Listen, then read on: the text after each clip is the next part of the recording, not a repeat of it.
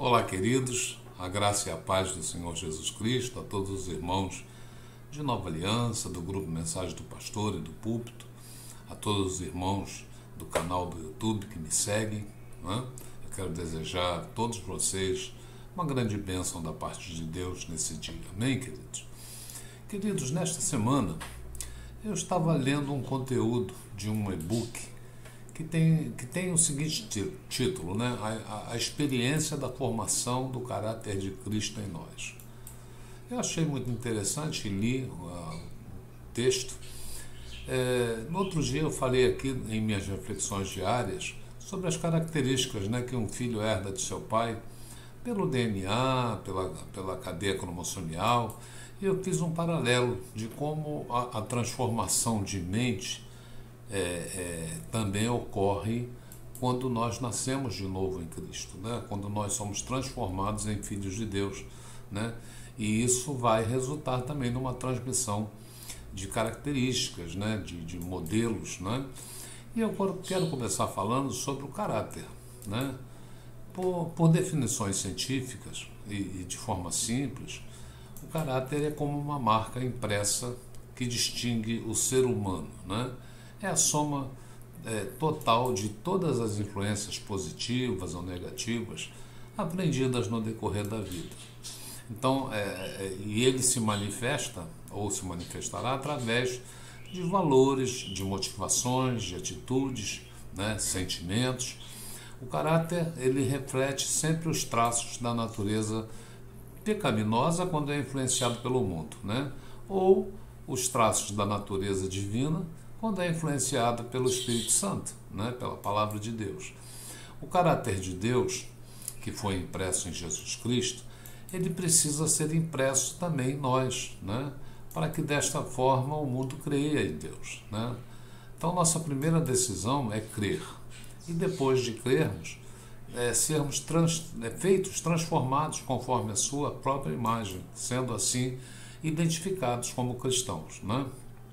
Paulo, escrevendo aos Romanos, no capítulo 8, ele diz: porque o que dantes conheceu, também os predestinou para serem conformes à imagem de seu Filho, né? Então nós vemos uma declaração de Paulo muito pertinente. O propósito de Deus é que o ser humano se transforme à imagem do seu Filho, né? O Senhor Jesus Cristo. Uma transformação que só vai ser possível ocorrer, né? Quando nós recebemos a Cristo, quando nós, pelo poder do Espírito Santo, nos arrependemos, né? Confessamos pecados, né? E aí há uma mudança na nossa mente, na forma de pensar. Por exemplo, naquilo que eu considero correto, errado, permitido, não permitido e assim por diante, né? Se eu aprovo definitivamente, né, aquilo que é errado, né, então eu posso dizer que o meu caráter é defeituoso. E a forma de pensar de uma pessoa é definida pela maneira como ela constrói a sua escala de valores, né? Quando nós nos convertemos ao Senhor Jesus, a primeira coisa que devemos fazer é renovar a nossa mente. Paulo diz lá em Romanos 12, né? Renovai-vos pela transformação da vossa mente, né? Mas não somos nós que vamos renovar. O trabalho que nós temos a fazer é levar a nossa mente cativa, né, ao poder do Espírito Santo para que ele faça a transformação necessária. Então, renovar significa mudar a maneira de perceber as coisas e a escala de valores, né? A vontade de Deus é que tenhamos a mente de Cristo. Paulo ele diz em 1 Coríntios capítulo 2 que quem conheceu a mente do Senhor para instruí-lo? Nós, porém, temos a mente de Cristo, né? Lá no capítulo 1 Coríntios capítulo 2, né? E em seguida vem o estilo de vida. O estilo de vida faz parte do nosso caráter.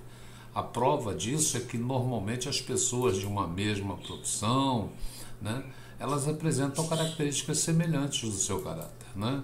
O estilo de vida, a forma como vive é determinado pelos alvos, pelos hábitos, pelos costumes, né?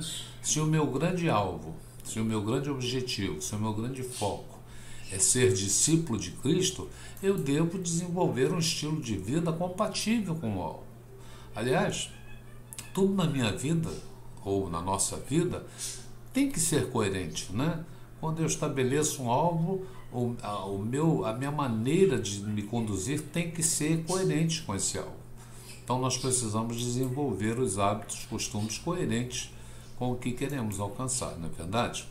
Então, no segmento do meu raciocínio, vem o comportamento diante das outras pessoas, né? Conduta é tudo aquilo que falamos, tudo aquilo que fazemos, tudo aquilo que sentimos e desejamos, né? E que se manifesta em relação às outras pessoas e nas nossas interações com o próximo.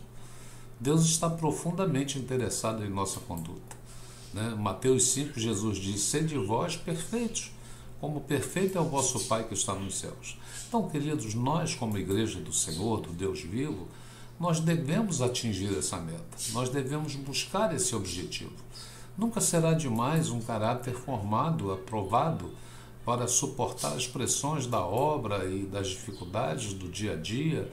Paulo, ele aconselha a seu discípulo Timóteo para que ele se apresente sempre a Deus como obreiro aprovado, que não tem de que se envergonhar, que maneja bem a palavra da verdade, né? Então a palavra será sempre o nosso modelo de conduta, a nossa regra de fé e prática, né?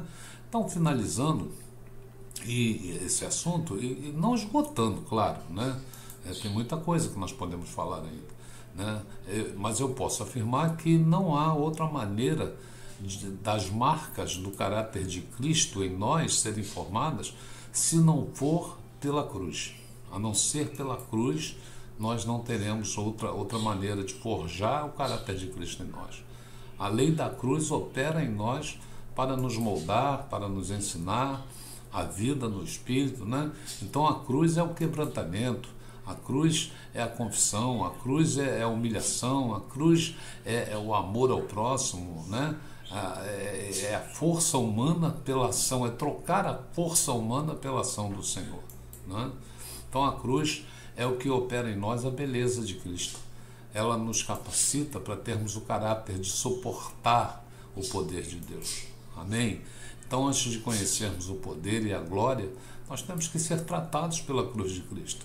Pois quanto mais alto for que Deus nos levar, né, mais tratamento nós precisaremos ter em nosso caráter. Por isso as pressões e as tentações aumentam também à medida que nós subimos em Deus, para que nós sejamos fortalecidos para a guerra contra o mundo espiritual, contra o pecado, contra o diabo, né? A cruz traz maturidade espiritual, traz maturidade emocional, né? Nós precisamos ser pessoas que vencem os ataques do inimigo nas nossas mentes, nas nossas emoções, e nós não podemos ceder às pressões malignas sobre a carne. Amém, queridos? Então, como filhos de Deus, nós necessitamos conhecer esses caminhos e estarmos preparados para enfrentá-lo. Que nós possamos afirmar, assim como Paulo afirmou, que nós somos imitadores de Jesus. E para isso nós devemos sempre conhecê-lo, submetermos a ele, ao seu senhorio, ter uma obediência irrestrita, negar a nós mesmos, né? Que nós possamos caminhar moldando nosso caráter de glória em glória, como um aroma suave, né? Subindo à presença de Deus, um verdadeiro meio de adoração. Amém, queridos? Fica essa reflexão do teu coração neste final de tarde, neste final de quarta-feira, que você possa meditar nele e crescer espiritualmente, né? Forjando no teu coração, forjando na tua vida o caráter de Cristo. Amém? Olha, dê o seu like, né? Ali no canal do YouTube, compartilhe essa mensagem, inscreva-se nesse canal, né? Toque no sininho para que você receba todos os dias essa meditação e que Deus te abençoe. Fica com Deus, um grande abraço, um beijo no teu coração. Até amanhã, queridos, em nome do Senhor Jesus.